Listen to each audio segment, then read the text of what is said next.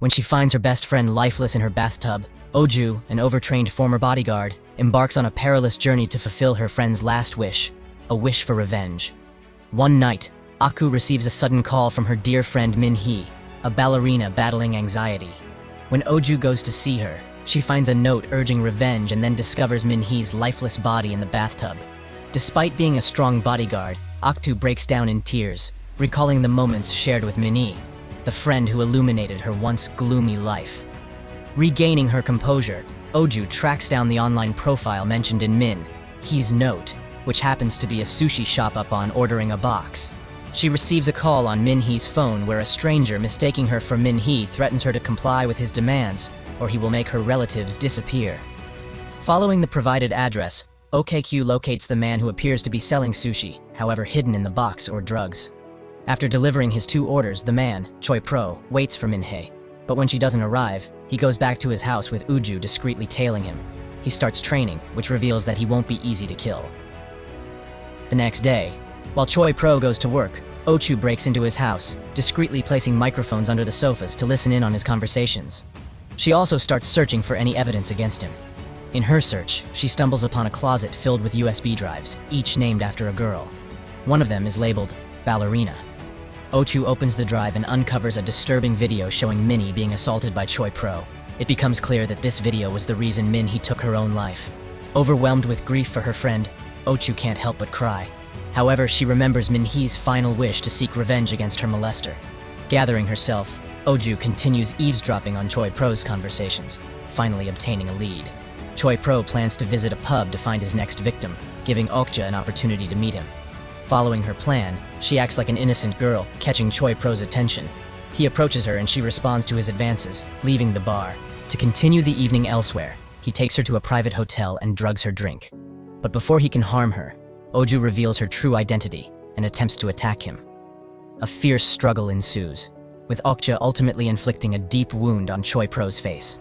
Before she can proceed, the receptionist, also involved in Choi Pro's heinous business, arrives with a shotgun. Using her combat skills, Oku locks him in the room, but her problems don't end there. Another man awaits her in the hallway with an electric chainsaw.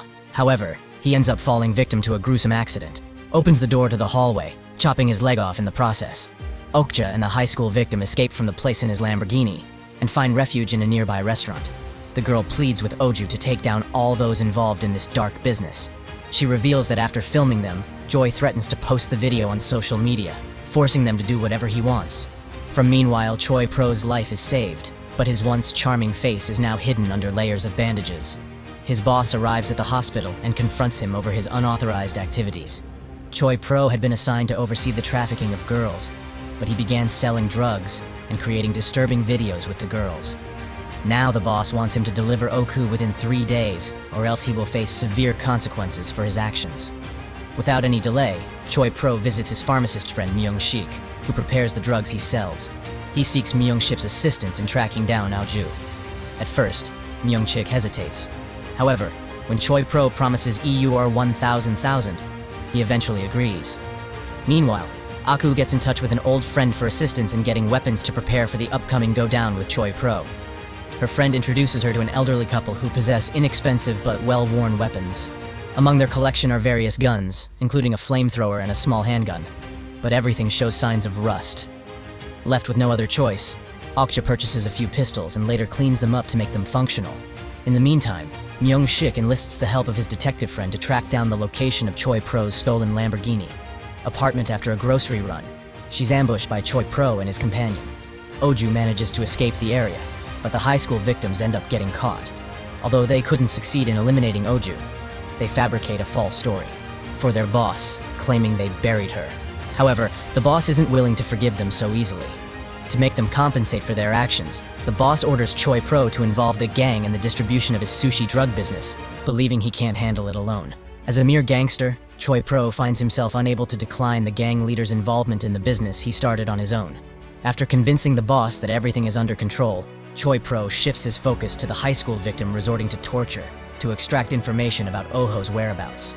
Meanwhile, Ochu arrives at the private hotel and eliminates the receptionist before holding another man at gunpoint, demanding to know Chopra's location. Since she was not there for her best friend when she needed her the most, she's determined to save the girl who is still alive. Upon acquiring Choi Pro's whereabouts, she fatally shoots the man and makes her way to the gang's drug-making hideout. After taking down several men, she fearlessly enters the hall where a group of men are busy with weed production. With the gang's leader directly in her sights, she sternly warns them all. They must disclose Choi Pro's location or they will not walk out of the building alive, impressed by her stern demeanor. The boss begins conversing with her, casually oblivious to the tigress woman he's facing. Before the boss can finish a sentence, Oju swiftly fires a shot, taking him out with a fatal blow to the forehead, ending his life then and there. As Oho points her gun at the remaining men, it fails to function, giving the gangsters the upper hand. They begin to attack her, but Oku deploys her extraordinary combat skills, taking them out one by one. After a fierce battle, she emerges victorious, having defeated all of them single-handedly. She proceeds to the last building. Oju crosses paths with Myung-sik, who is transporting the high school girl's body for disposal. Filled with rage, Akshu aims her gun at Myung-sik, but before she can pull the trigger, Joy shoots her with a shotgun and wounds her arm. Myung expresses his gratitude to Joy for his sudden intervention. He claims his EUR 1,000 reward as he heads towards Oju to finish her off. To his bad luck, he becomes the next target of Choi Pro's shotgun. It seems like he had no intention of paying the promised EUR 1,000 before Choi Pro can eliminate Uju. The high school girl manages to shoot at him with the pistol that Aku had accidentally dropped in the cart. However, none of the bullets penetrate his body. To prevent the situation from escalating further, Oju retrieves the pocket pistol and shoots Choi Pro, incapacitating him once again. But this time, Choi Pro won't escape. Just as Oju takes him to the beach to settle the score once and for all, she has chosen the most agonizing fate for Choi Pro, the man who has ruined the lives of numerous women. She retrieves the flamethrower, making it clear that she won't rest until she delivers justice, especially for men. Despite all of Chopra's actions, he cannot comprehend why Oju is pushing things to such an extreme. To him, she is just a stranger, safeguarding herself in an unusual manner, with no knowledge of her true identity and her underlying motives for revenge. He pleads for mercy, insisting that he has never crossed paths with her before. In an unexpected turn, Aoju reveals her true identity as the Ballerina, prompting Choi Pro to recollect the girl whose life he had callously ruined.